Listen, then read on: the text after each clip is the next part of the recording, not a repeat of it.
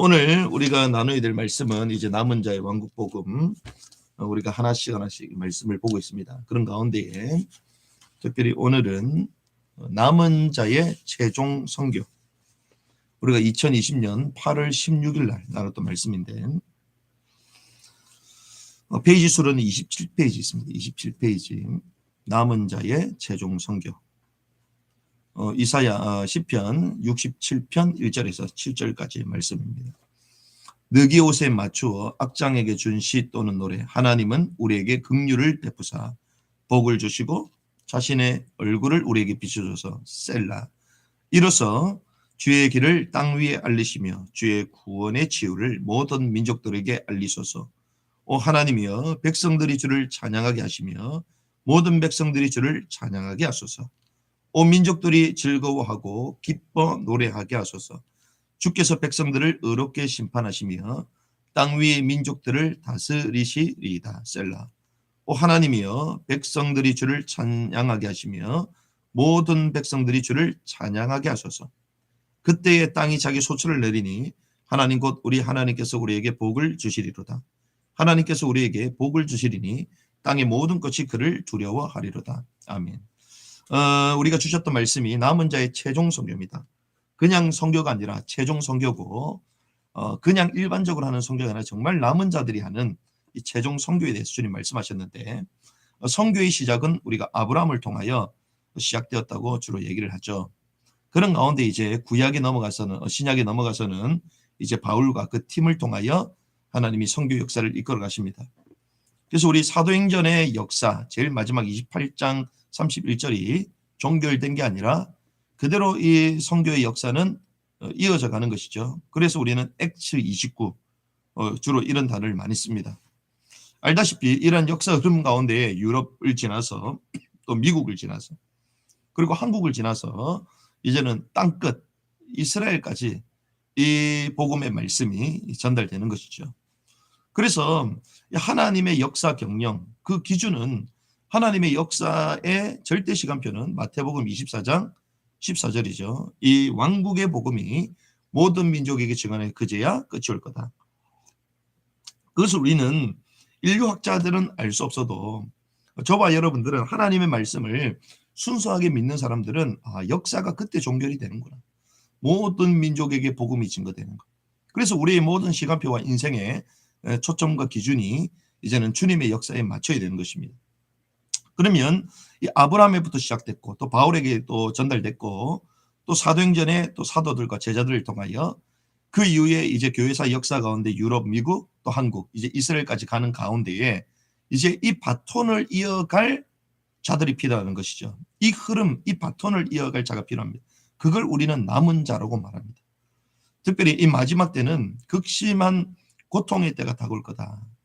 온 지구적인 예수 믿는 자들이 고통을 당하는 이런 시기가 올 것이다. 성경은 말하고 있죠. 그래서 그 가운데서도 주님은 배도하지 않고 순수하게 믿음을 지키는 남은 자가 있다고 말합니다.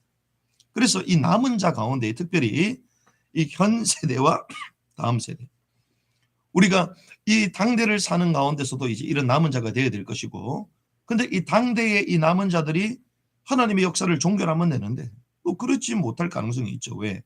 모든 민족에게까지 복음이 우리 당대에 증거된다는 보장은 없으니까.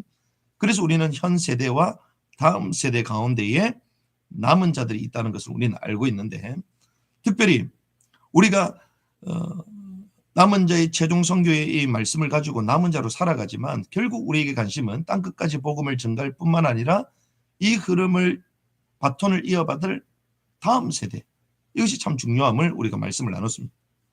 그래서 특별히 이 마지막 시대가 어떤 시대냐?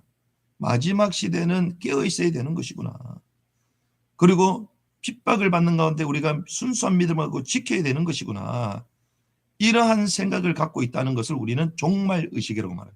종말 의식을 갖고 있는 자. 그래서 우리는 이 말씀을 나누는 가운데 종말 의식을 가지고 있었던 성경의 대표적인 인물이 나옵니다. 그것이 에녹이죠. 에녹이 그의 아들 무르셀라를 낳을 때에 무투샬라임은 그가 죽으면 종말이 온다. 그 자녀를 낳을 때에 깨달았어요. 하나님이 계시를 보여주셔서 자녀의 이름을 무드셀라라고 지으라고 말씀하셨는데 그 무드셀라가 그가 죽으면 종말이 온다. 그 자녀를 놓을 때에 종말을 깨달은 거예요. 아, 종말이 오는 것이구나. 그래서 우리가 재미난 사실은 이 마지막 때는 어떤 때와 같다고 얘기합니까? 인자의 때, 마지막 때는 노아의 때와 같다. 노아의 때를 통하여 주님은 노아 시대에 뭐 어떤 피조 세계를 새롭게 하시는 재앙이, 특별히 노아 홍수를 통하여 하나님 이 땅을 새롭게 하셨잖아요. 노아의 때와 같다. 근데 그 노아의 때, 이 마지막 때에 그들은 무엇을 했냐? 노아는 무엇을 했습니까? 오직 의를 선포했습니다. 오직 의. 그리고 이 에녹은 말 그대로 하나님과 300년 동안 함께하고 동행했다. 그래서 저와 여러분들이 우리가 벌써 얼마입니까? 이제 1년 반 정도, 1년 반이 넘었죠. 그때 주셨던 말씀인데 그때 우리가 결론에 나눴던 것이 다음 세대가 너무 중요하다. 다음 세대. 마지막 시대에 우리가 이런 오직 의를 선포하며 우리 후대들에게 이런 언약을 전달해야 된다. 그런데 웬일입니까? 벌써 1년이 지나고 난 이후에 하나님이 다음 세대를 제대로 섬길 수 있는 좋은 분들을 또 만나게 하셨죠. 그래서 많은 단체들이 있고 많은 신자들이 있지만 재림에 대해서 무관심합니다. 마지막 때라고 말함에도 불구하고 마지막 때는 우리 삶의 자세와 생각과 모든 사회가 패턴이 다 달라져야 되는데 똑같다는 것이죠. 마치 숙명적으로 그냥 운명적으로 그냥 뭐 우리는 구원받고 하나님의 자녀가 됐기 때문에 그냥 뭐 천국 갈 거다. 그렇게 단순하게 생각하는 사람이 너무나도 많습니다. 우리가 이번 주에 말씀을 나눴지만 요한계시록의 묵시라고 생각하는 사람들. 이것이 거의 기독교인의 90% 이상이에요. 묵시다, 묵시. 묵시면 성경으로 인정하지 않는 것입니다. 은밀하게 말하면. 성경은 하나님의 말씀은 그대로 사실인 줄을 믿습니다. 그러면 사실 그대로를 믿어야 되는데 마치 묵시적으로. 그러니 우리가 이 마지막 때도 뭐 그러려니 하고 이런 의식이 너무 많은 것 같아요. 숙명론에, 운명론에. 우리는 이미 구원받았기 때문에. 이러니 재림에 대해서 말은 하지만 실제로는 감각이 없는. 하지만 주님이 에녹에게 마지막 때가 그가 죽으면 종말이 온다. 그냥 상징적으로 의미적으로 이름을 지은 것이 아니라 실제로 그 시대가 도래되고 있음을 주님 알게 하신 것이죠. 그래서 에녹의 삶은 달랐습니다. 그리고 노아의 삶도 달랐습니다. 방주를 짓고 오직 의를 전파했다.